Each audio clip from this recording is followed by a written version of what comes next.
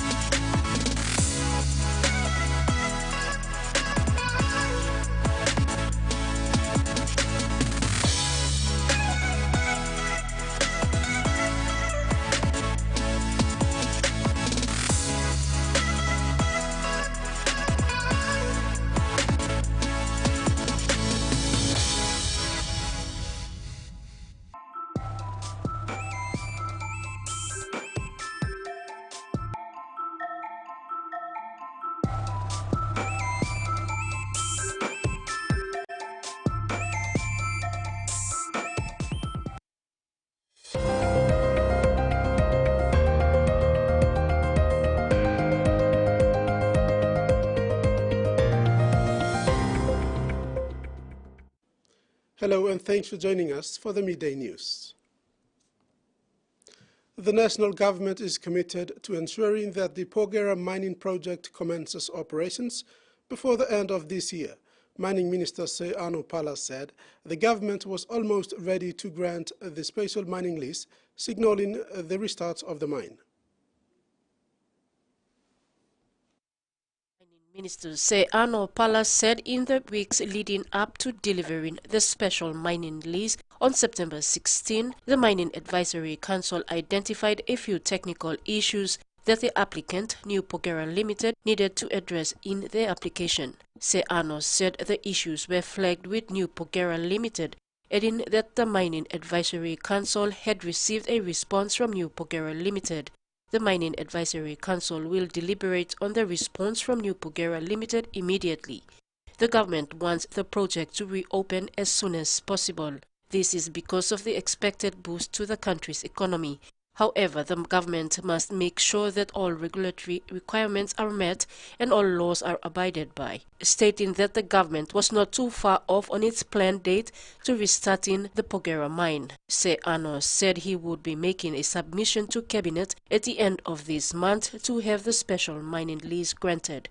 Meanwhile, Mineral Resources Authority Acting Managing Director Jerry Gary said the MRA and its line agencies have been conducting two separate but related processes in parallel. They are the regulatory aspect of the project and the Community Development Agreement initial consultations. Susan Oreape, TVWAN News.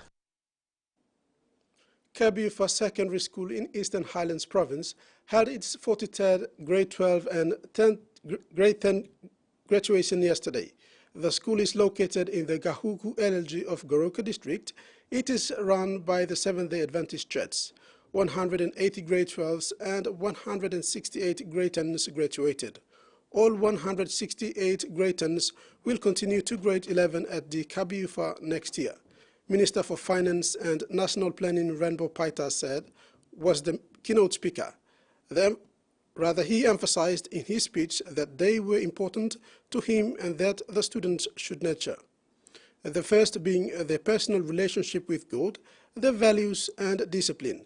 The theme of this year's graduation challenges students to be shining examples of the values they were taught at the Kabiufa.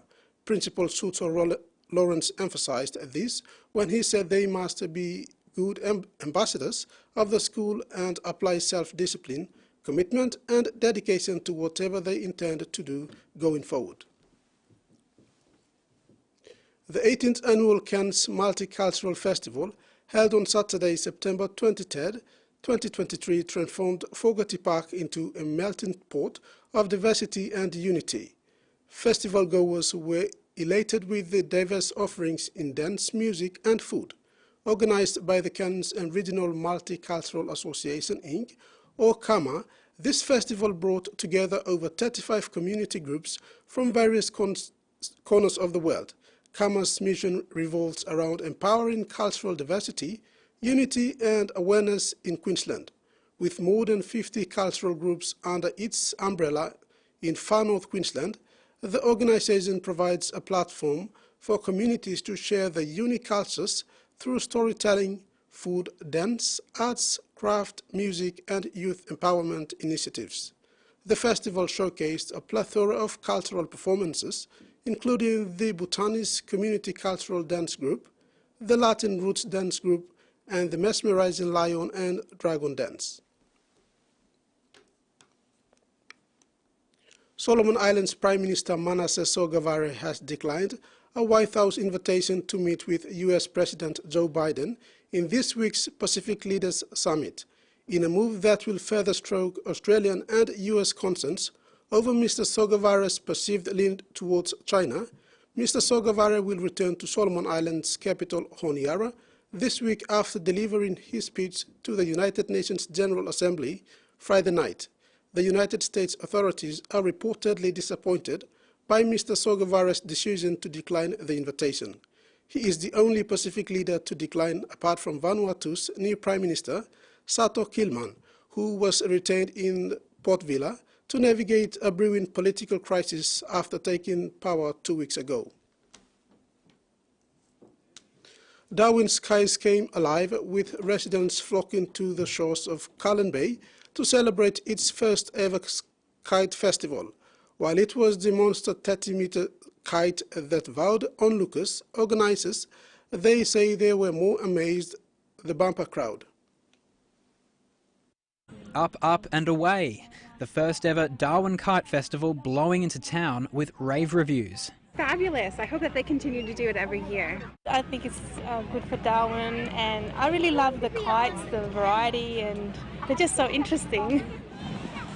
Among the creations on display, whales, mermaids, dragons and aliens. I like the dolphin over there. Yeah, what's that? It's a kite. The eclectic mix of kites, some measuring up to 30 metres, drawing a big crowd to the lawns of Cullen Bay. From the turnout that's already down here at like 2 o'clock in the peak heat, I think people are really keen for it. The only trouble is they're already saying it might not be big enough, it's looking that popular. That's boosting hopes it could become a lasting fixture for Darwin's shoulder season. I've been here for 12 years and I think every time a new festival or a new event comes in and people get behind it and support it, we get to see it a part of our regular calendar. The kites are not just in the sky here at the Darwin Kite Festival, they're all around us. The blustery sea breeze creating ideal conditions for kite flyers. It's been amazing. The kids love it and it's a great day out. A flying success and hopefully clear skies for next year. The Wallabies are set to make their earliest exit in Rugby World Cup history after a humiliating 40-6 loss to Wales in Lyon this morning. The two-time world champions have a slim hope of staying alive if other results go their way and bonus points come into play. Never before have the Wallabies been bundled out of the tournament in the pool stage, but their campaign in France is all but over after the defeat to the Welsh. The two-time world champions have a slim hope of staying alive if other results go their way and bonus points come into play. But they can expect to be packing their bags after their final pool match against Portugal next week. Wales confirmed a quarter-final berth with the victory, while Fiji, who stunned the Wallabies 22-15 last week, is in the box seat to also advance to the last 8. From this stage, it was a case of the Wallabies needing to avoid further embarrassment, but they could not stem the bleeding on the scoreboard as Wales piled on the points. The Wallabies were kept scoreless in the second half as their hopes of keeping their campaign alive faded. It was an embarrassing performance against Wales, which left the Wallabies with a 1-7 win-loss record under coach Eddie Jones in 2023. Jones' future with the Wallabies is clouded, with media reports linking the veteran coach with a return to Japan after the World Cup, despite his long-term deal with Rugby Australia. Susan Oreape, TVWAN Sports. Brisbane may have found the template to beat Penrith in the NRL Grand Final after an offloading spree enabled the Broncos to run riot in their win over the Warriors. The Broncos had 23 offloads in the 42-12 triumph in Saturday's night's preliminary final at Lang Park. The Broncos scored 7 tries in their 42-12 win over the Warriors. All 7 tries featured offloads in the lead-up or act of scoring. It is a style of play that Parramatta has used with success in the past against the Panthers, who are chasing a 3rd straight premiership. Broncos hooker Billy Walters, who scored 2 tries against the Warriors, said he and his teammates may opt to use the same tactics in Sunday's Grand Final at Sydney's Stadium, Australia. Set up by Walsh, finished by Walters, Brisbane fans in delirium. Second rower Kurt Capel, who won the 2021 premiership with the Panthers, said the offloading against the Warriors was part of the Broncos' attacking artillery that would be vital to beat his former club. He said Panthers' defense is the best in the competition and the Broncos will be trying everything in their kit bag to try and break it apart. Adding that offloading is instinctive, it is off the cuff, and that is how Broncos like to play, and their team is great at it. The Broncos will appear in their first NRL Grand Final since 2015. Their most recent NRL premiership came in 2006. Susan Oreape, TV1 Sports. And that ends the midday news. Join us for more at 6 p.m.